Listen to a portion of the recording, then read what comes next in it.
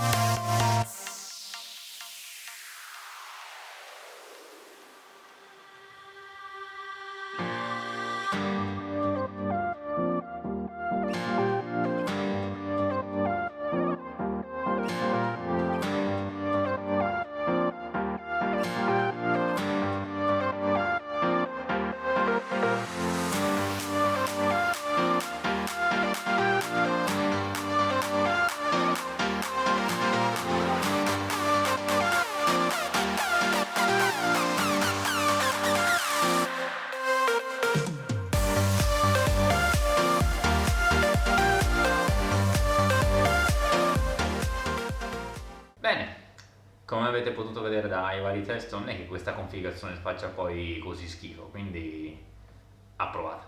Considerando che poi tutti i test sono stati fatti in risoluzione 2K e non c'è stato mai bottleneck da parte del processore, giusto su Forza Horizon forse è stato un pelino, però non so per quale motivo ripudia Afterburner, quindi non ho potuto effettivamente andare a visualizzare quanto effettivamente è stato, ma comunque è stata una cosa probabilmente irrisoria. Piccola chicca, vi ho saltato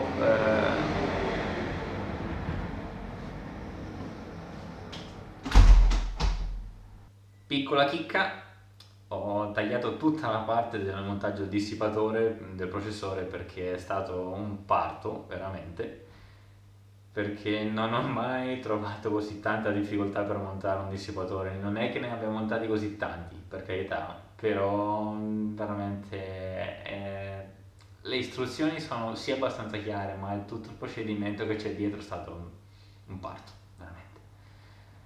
Ho impiegato solo più tempo per sistemare il dissipatore che più che il resto, quindi vabbè, dettagli. Il tutto è dovuto a questa cavolo di chiavetta che non metterà mai a fuoco, ma va bene. E a vederla sembra una specie di apribottiglie.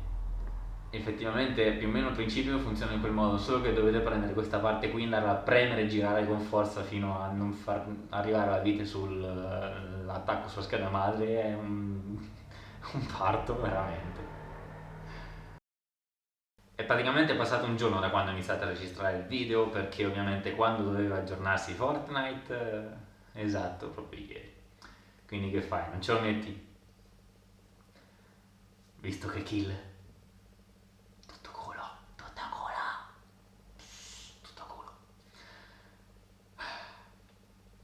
Ovviamente i test sono stati effettuati in risoluzione 2K perché è una scheda che non può puntare a 4K, sì, può farlo, ma bisognerebbe andare a calare molto sui dettagli. Si può fare volendo tranquillamente, e se volete altri test scrivetelo nei commenti qui sotto, ma il 2K penso sia la risoluzione migliore da portare con questa scheda. Ovvio si può giocare anche in 1080, ha senso con una scheda così, per carità sì, si può fare per avere milioni e milioni di fps, però non ne vale la pena.